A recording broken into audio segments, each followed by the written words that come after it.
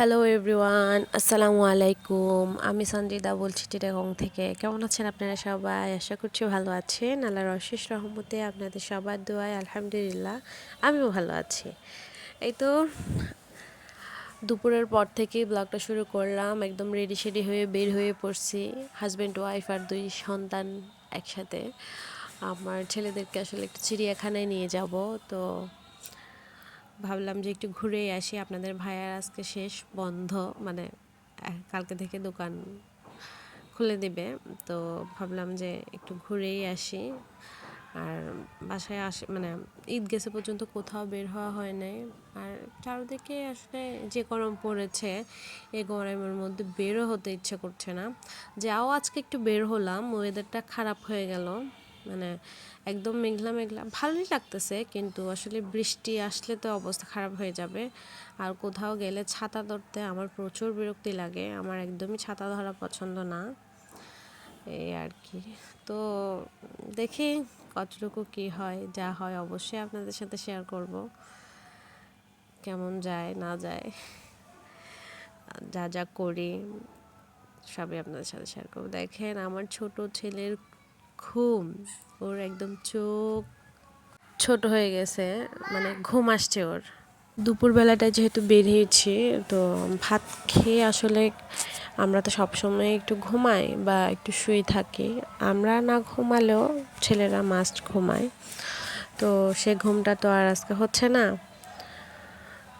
তো কারণ রেডি হয়ে বের হতে হতো, আর বেশি দেরি হয়ে গেলে চিড়িয়াখানায় যেয়ে ভালো লাগবে না, কারণ যেহেতু আমাদের বাসা থেকে অনেকটা দূরত্ব, প্রায় 250 টাকা ভাড়া লাগে, মানে রিজার্ভ সিএনজিতে গেলে আর কি।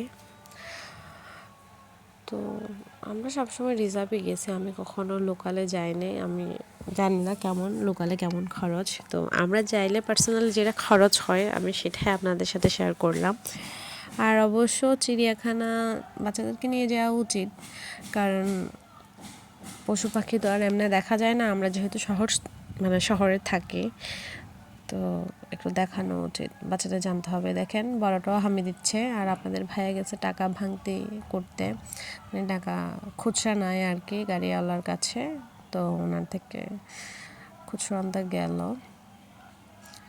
তো আমরা এখন বেরিয়ে পড়ছি। আসলে আমি ভিডিওটা অনেকটা ফাস্ট করে দিয়েছি, কারণ হচ্ছে মানে যত দেরি করব ততই ভিডিওটা লং হবে। আবার অনেকে লং ভিডিও দেখতে পছন্দ করেন না, আবার অনেকে শর্ট ভিডিও দেখতে পছন্দ করেন না। আসলে জানি না কী করবো, সেজন্য মাঝামাঝিই রাখার চেষ্টা করছি, না একদম শর্ট করেছি না একদম লং, মাঝামাঝিই রাখার চেষ্টা করেছি। আর এখানে এসে একদম মানে আমি যে এমনভাবে আপনাদেরকে কি বলে বোঝাবো, আমার মনটা কি যে আপসেট হয়ে গেছে। এত মানুষের ভিড় দেখেন, মানুষের মাথা ছাড়া কিছুই দেখা যাচ্ছে না।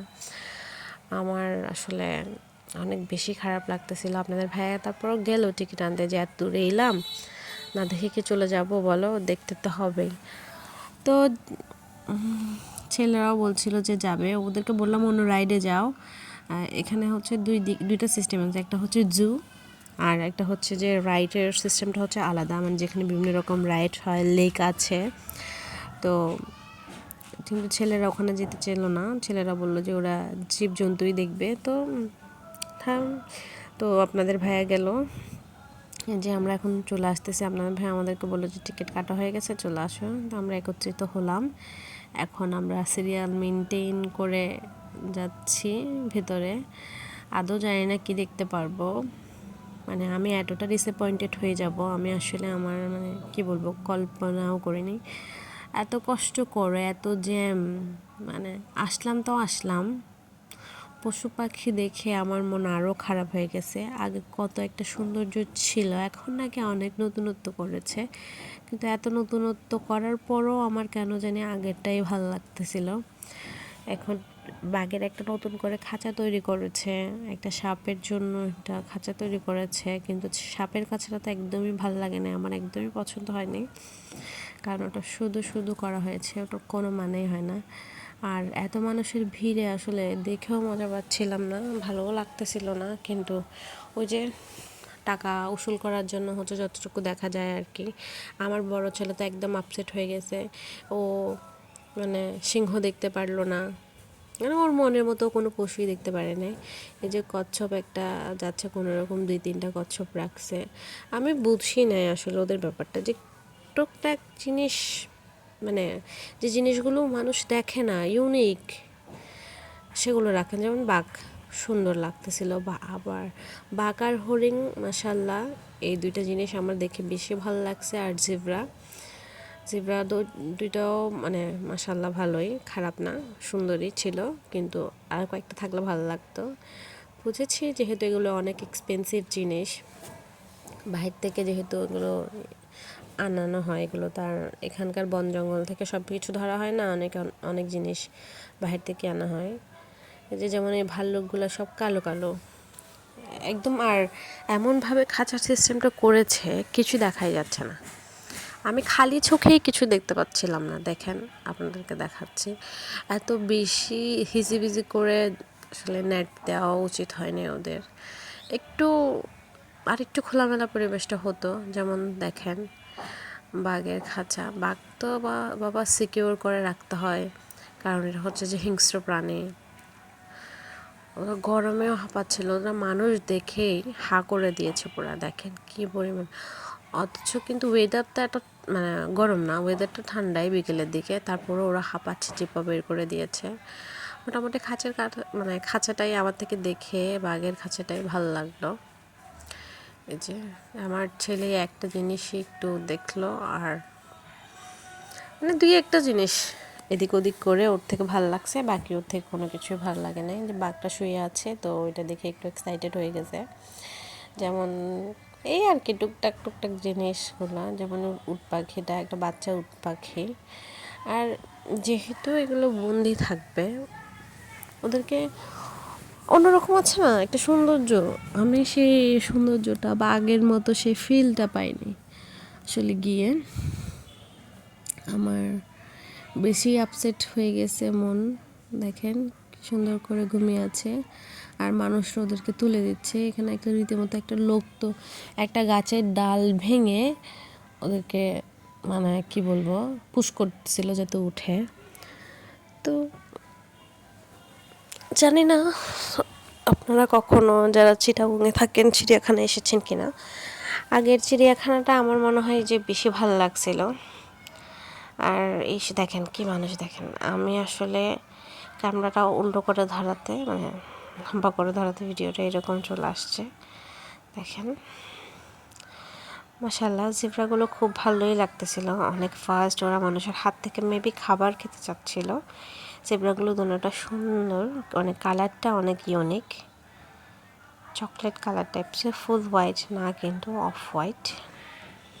অফ হোয়াইট বললেও ভুল হবে, চকলেট আর অফ হোয়াইট মিক্স। তো মোটামুটি জেব্রাগুলো খুব সুন্দর, ভালোই লাগছে মাশাআল্লাহ। ওদেরকে জিরাফ দেখি নাই, তারপর হচ্ছে গন্ডালকে কি বলে আমি জানি না, আমাদের পাশে তো গন্ডালই বলে, গন্ডাল দেখি নাই। তারপর আছে না অনেক সুন্দর সুন্দর প্রাণী যেগুলো আনকমন ইউনিক, ওই টাইপসের প্রাণী রাখা উচিত ছিল। এই আসলে এগুলো দেখে আমার অনেক আপসেট লেগে গেছে। আবার বানরগুলো মাশাআল্লাহ অ্যাক্টিভ ছিল, মোটামুটি ভালো অ্যাক্টিভ ছিল। দেখেন ঘোড়াগুলো দেখে তো আমার ছেলে আরও আপসেট হয়ে গেছে, বলছে এইরকম ঘোড়া আনার কি দরকার, হ্যাঁ মাম্মা এগুলো তো সিবিক্সে দেখা যায়, এগুলো তো কক্সেসে গেলে দেখা যায়, এগুলো মানে বিভিন্ন সমুদ্র সৈকতে গেলে এগুলো দেখা যায়, ভালো মানের জিনিস আনতে পারতো, রাখতে পারতো। আসলে ঠিক আমার ছেলে এই জায়গাটা ঠিক বলেছে, যেমন ইউনিক কতগুলো ঘোড়া আছে, একদম হোয়াইট, লেজটা কালো বা ব্ল্যাক, লেজটা সাদা, এই টাইপসেরগুলো আসলে সুন্দর লাগতো। জানি না ওরা কী বুঝছে, কী বুঝে এরকম প্রাণীগুলো এনেছে।